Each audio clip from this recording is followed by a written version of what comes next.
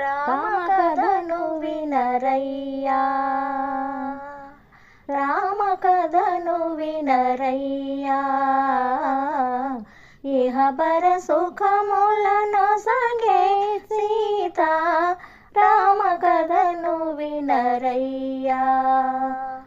అయోధ్య నగరానికి రాజు దశరథ మహారాజు, ఆ రాజుకు రాణులు మూవురు, కౌసల్య సుమిత్ర కైకేయి.